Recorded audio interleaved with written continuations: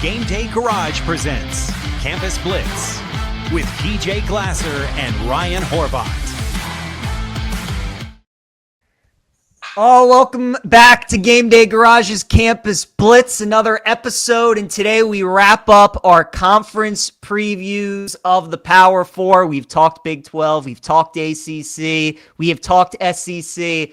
Now it is time to talk the Big Ten, the conference that has won the last 3 national championships, and they got a very good chance to win a 4th this year. We have 6 great guests to join us today, but our first guest, we're going to talk 3 different teams with him. We're going to talk Indiana, Purdue, and then we're also going to hit on Notre Dame as well. Always good to be joined by Dylan Sinn, beat writer for the Journal-Gazette, covering all 3 of those teams, the Hoosiers, Boilermakers, and the Fighting Irish. You can give Dylan a follow on X at Dylan Sinn. Dylan, always appreciate the time, man. Let's start with Indiana because they are the defending champs. And I think I probably already know the answer to this question, but I figured I'd just ask it if there is any kind of championship hangover with Indiana, because Cignetti strikes us as this guy that he's just probably not going to let that happen. But do you get the sense that this team is as hungry this year to win another one as they have been the first 2 years under Cignetti? Yeah, I think they are. I think you're exactly right. He's not going to let it happen. But also, and he said this offseason, they have players in the program who have really embraced not letting it happen, right? Like there are guys who are back. He's built a culture at IU kind of similar to the one he had at James Madison, where he's like, a lot of those James Madison guys are gone now, but the guys who have been in the program now for 2 years, those are the new James Madison guys, right? Those are the guys that know our culture, know what we're trying to do, know how we're going to go about it. Now, the thing is, there is a little bit of a championship hangover in the physical sense, where they played 16 games last year.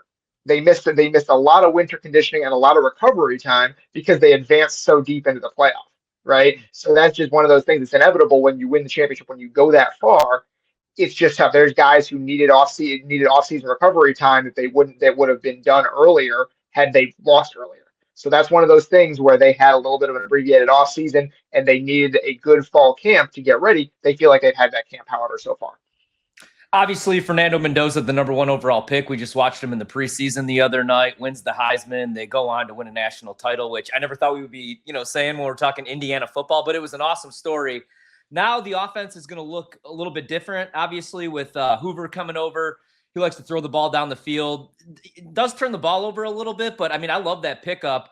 What does the offense look like? What's the difference, with obviously Mendoza, who's more of a dual threat now with Hoover taking over? And what else should we know about the offensive side of the ball? Is there any drop-off? Yeah, I don't think there's going to be a ton of drop-off with the offense in general. Now, the quarterback, Josh Hoover, is a very, very good player. He's not Fernando Mendoza, right? He's a little bit shorter. His arm isn't quite as big, right? But he's more experienced than Mendoza was. He has 3 years as a starter at TCU. He's been a high-level quarterback for a while. He puts an incredibly high floor under the offense, right? And then it's a question of, okay, can the weapons elevate you to kind of where you were last year, even though the quarterback is maybe an A- instead of an A+, right? If that's the idea. And so they believe they have those kind of weapons. Charlie Becker and Nick Marsh at receiver. Nick Marsh coming over from Michigan State, really good player. That's one of the best 1-2 punches at receiver in the whole country, right? And then you have a running back. You bring back Lee Beebe, who was a big part for you at the beginning of last year before he got hurt. You bring back Kobe Martin, who was big, and you add Turbo Richard from Boston College, who, this is one of my favorite stats of the offseason. He averaged 5.2 yards per carry last year at Boston College. Every other ball carrier on that team averaged 2.8 yards per carry. So he wasn't really running behind the best offensive line, and now he comes over to Indiana where he does have a good offensive line, he's got a good passing game.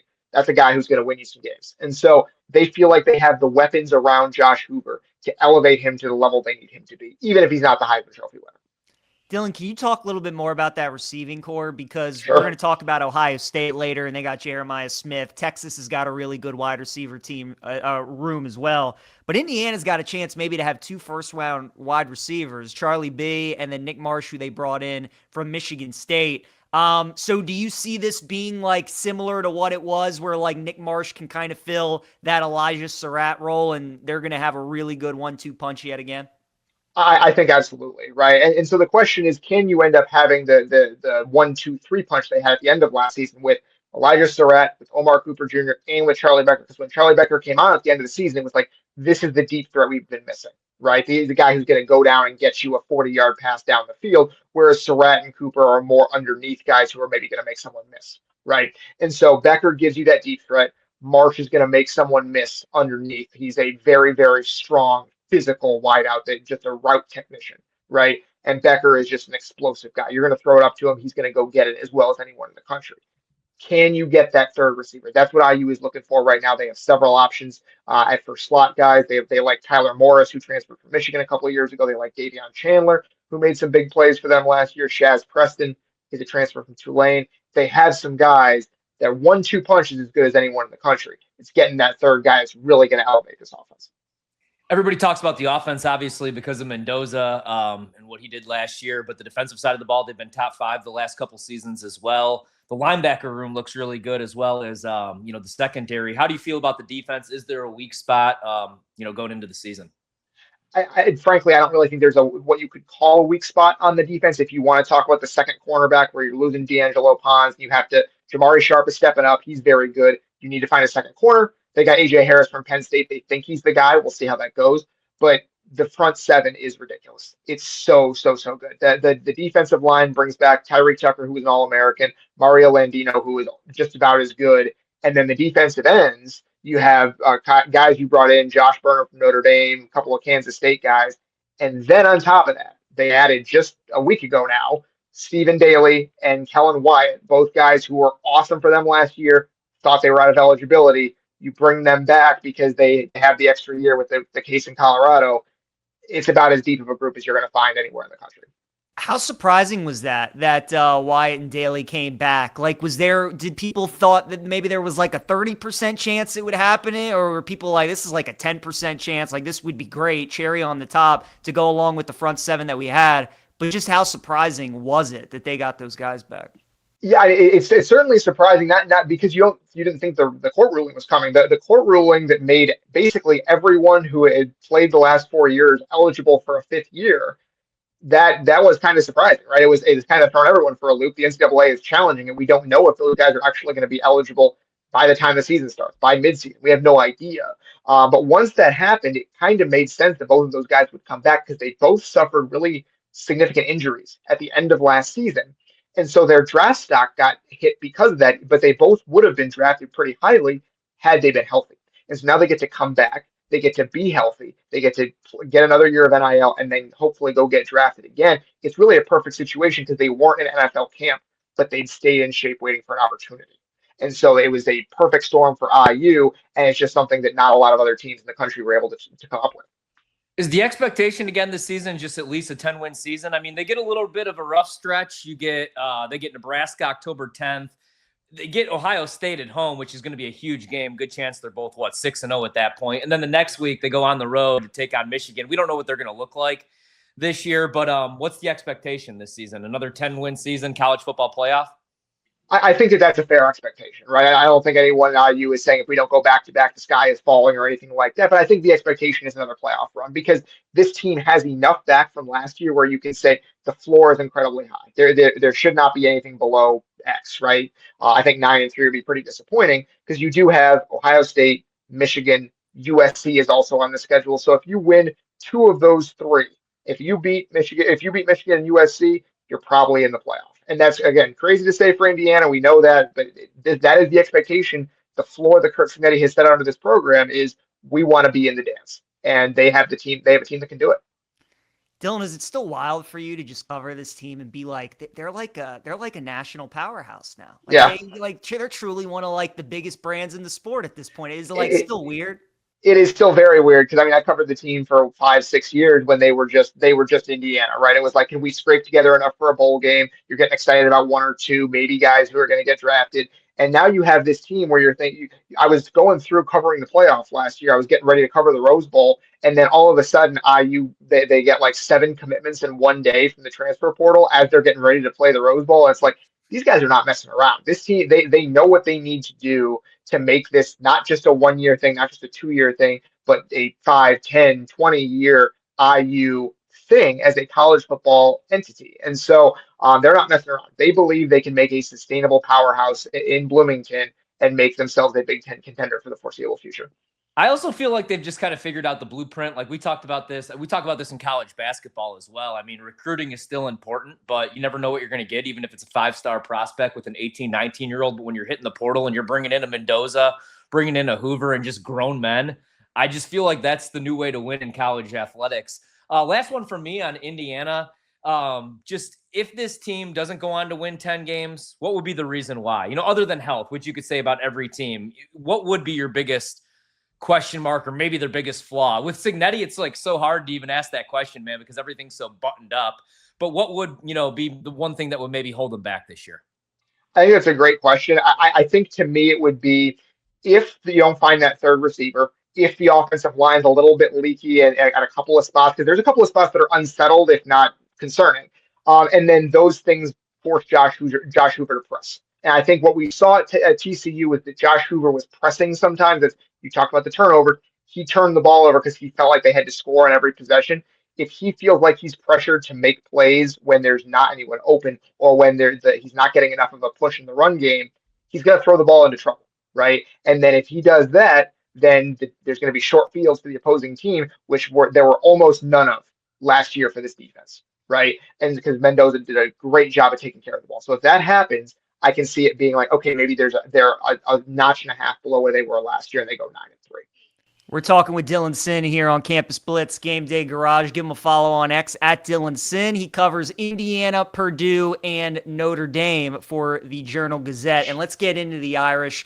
Dylan, the first pod that Ryan and I did this offseason, Ryan's a huge Notre Dame fan. And he goes, Peach, it's make or break for my Irish this year. It's championship or bust. Do you feel the same way, Dylan? And do a lot of people feel that way about Notre Dame this year, where it is a disappointing season if they're not lifting the trophy at the end of the year? Well, I can tell you that Notre Dame feels that way, right? Like they have loaded this team up in a way that says, hey, we are serious about this season, right? Because they know CJ Carr is probably gone at the end of the season to be one of the very highest draft picks in the NFL, right? And so you have what they believe is a transcending quarterback, a what would be a franchise quarterback this for the NFL, right? And so you want to maximize that as best as you possibly can. They bring back, I think it's 9 starters on defense. They are loaded on defense. And then they brought in several transfers that are really highly ranked to supplement those guys. And so they have done everything possible this offseason to set themselves up for a run this season, right? And then they talked about last season about being left out of the playoff and what that felt like and how they need to be ready for the start of the season. Like that has been the theme of the offseason is leave no doubt and do it right away, right? Like they felt like they've gone off some slow starts the last couple of years. How do we build our offseason to get off to a faster start? And then once that happens, how do we win by as many points as possible every single week to give people zero excuse to leave us out of the dance this time? Yeah, my concern, man, is, and I know he just signed the contract extension through 2031, but I worry that when they do win, Marcus Freeman is going to be gone, just because I think that the right job is going to come calling. Like if you're just looking at this team on paper, on the offensive side of the ball, they look perfect. CJ Carr is an absolute stud. I haven't been this excited about a quarter. I mean, I was excited about Sam Hartman, which was, what it was, but not since Brady Quinn, man, have I been this excited about the quarterback position at Notre Dame. If you're a casual college football fan, though, obviously, like the best running back in the country, we just watched him for whatever reason carry the ball 12 times in the preseason. But Love's gone now, so how do they replace him in the backfield? Actually, both him and Price, both gone. Yeah. Would that be your concern? Maybe the backfield. How do you feel about the running back room? I think that is maybe the concern of the team, at least to start the season, right? Is okay. We know that Jeremiah Levin, Jadarian, and Price were amazing players, right? Can you make the drop off small rather than huge, right? That's the job, because there's going to be a drop off in the run game. It's just inevitable. Those guys were so good that they made things easy. Okay, can you make things easy-ish, right? And so they have Aeneas Williams there. He's a guy who's waited his turn. He's a junior. He contributed as a freshman, sat last year as the third running back. Okay, it's his time. He's ready to go. He feels like he can be a number 1 25 carry a game guy if necessary, right? It's probably not going to be necessary because they're going to throw the ball a little bit, but he averaged like 9 yards a carry last year, mostly in mop-up time. He made some really big plays in the college football playoff a couple of years ago. They feel like he's ready to go. The question is behind him, right? Who do you have behind him? It's mostly freshmen or redshirt freshmen. Nolan James, Jonas Walton, guys like that. It's not particularly deep room anymore where you just had 2 first-round picks leave. So If Aeneas Williams, if he is not a 5 yard a carry guy, okay, who's next? We'll see. The schedule has been a big talking point with Notre Dame this year, and the fact that they really only kind of have 2 games that I think a lot of people worry about. 2 games that you circle and say maybe they could drop this one. At BYU, home against Miami. For you, which one worries you more? Is it the trip to Provo? Is it the home game against the Canes? It's a great question. I think it's probably still the home game against Miami, but that BYU road environment is really, really tough. And I'm excited to see them play there. But to me, it's Miami. Miami, to me, is one of the best teams in the country. They are not taking a step back this year. That is my opinion of Miami, is that they are going to be every bit as good as they were last year. They got the quarterback. Mario Cristobal is as good as there is in the country at developing the trenches. So that's going to be a war in South Bend, and it's going to be one of the best crowds ever in that stadium because there's so much pent up emotion about not only losing to Miami last year, but then that being the game that kept you out of the playoff. And then watching Miami make the run that they did. And so getting them in your house this year in November when it's going to be cold, it's going to be one of the best crowds that stadium has ever seen. It's going to be a lot of fun. I'm with you. I think Miami, and I know that defense was so good last year, but I think they're going to be better with Mensa. He was great Duke last year, so I bet him to win the Heisman. Last one for me on Notre Dame. How do you feel about the defense? Under Freeman, you look at the talent; it's all there. If there's a weakness, where is it? Yeah, that's a great question. It is. There really isn't a weakness on that defense. They have a guy at every position. The question to me would be, okay, Christian Gray is moving from outside corner to slot corner to nickel. And so he's been very good, generally speaking, very good at outside corner. Can he make that transition, right? Is that going to be the best thing for him? And we'll see how that goes. But generally speaking, they bring back so much experience on that defense. It really is remarkable in the era of the transfer portal and guys leaving, how much experience they bring back. And that's going to be the thing that probably carries them early this season as they figure some things out on offense with the skill positions. Dylan, before we just ask you a couple questions on Purdue and then we let you go, to tie a bow on the Indiana and Notre Dame conversation, if you had to bet one of these teams to win the national title, you could only pick one. Would you take Indiana or would you take Notre Dame? That's a great question. I've been thinking about that all offseason. I think it's Notre Dame. And that's no disrespect to Indiana, who I think is one of the 5 best teams in the country, but I think Notre Dame is one of the 2 best. I think it's Notre Dame and Oregon are the 2 best teams in the country right now as we sit here in August. And so, yeah, Indiana could be there, but if you're asking me to bet one, it's Notre Dame with all an experience they have back. Going to Purdue, Barry Odom, year 2, year 1, they win 2 games. You know what's crazy, man? Was it 2 years ago? It was the final game of the season, and Purdue actually beat Indiana. I think it was like 35. 3 years ago. Yeah, it was 2023. Yeah. And then Indiana makes the Signetti hire. And that's right. Purdue has not won a Big Ten game since that moment. They have lost 18 in a row. They have not won a power conference game since that moment. So it's been tough for the Boilermakers up there in West Lafayette. Let's just start there then. Is goal number 1 this year win a conference game? Is it make a bowl? Like, what are realistic expectations for Purdue this season? So the problem for Purdue, and I think that let's level set here. They will be a better team than they were last year. I don't think there's really any doubt about that. They've done some good things in the transfer portal this offseason. Problem is the schedule is difficult, very difficult. They play not only a Big Ten schedule, but they play 11 power conference games. They're one of the few teams in the country that do that. They play Notre Dame in the non-conference, and they also play Wake Forest, who won 9 games last year. And so I think, to me, a successful season would be 4 wins. Like, if you go from 1 to 2 to 4, that's obvious progress. And then maybe the schedule's a little bit lighter next year, and you can make a run at a bowl. You can see where you go. I don't think a bowl is realistic this year just because of the schedule. 4 wins, that's genuine progress. You'll feel very happy about that because that means you won at least, to me, 2 conference games. Any players to watch on Purdue this season, Dylan? Like any potential draft picks or any impact transfers that they're excited about that maybe people can keep their eye on? Yeah, there's a couple of them. Fame Ijiboy, who is the running back from Minnesota. He was very good for Minnesota last year, kind of helped. Darius Taylor was banged up. Ijiboy took a lot of carries for them. I think coming over in conference transfer, he knows how to play at this level. He'll be good. And then Elo Medozi, defensive end guy. He was at Army. He was a game wrecker at Army, just a terror coming off the edge. Transferred to Georgia last year and didn't have quite the impact that they were hoping he would, but he was a good rotational player for Georgia. Now he comes to Purdue. You're hoping you can unlock what you saw when he was at West Point a couple of years ago. So those are a couple, one on each side of the ball, that I'm really looking forward to seeing how well those guys can play at Purdue and help them get off the schneid there. Absolutely love it. Dylan, this was awesome, man. Beat writer, Journal Gazette, covers IU, Purdue, and Notre Dame. Give Dylan Sinn a follow on X, at Dylan Sinn. Always good talking to you, man. Have a great season, and we'll hope to talk to you again soon. Absolutely, guys. Thanks for having me on. As always, this is great. Yeah, Thanks, man. Good stuff from Dylan Sinn. Indiana, Notre Dame, and Purdue.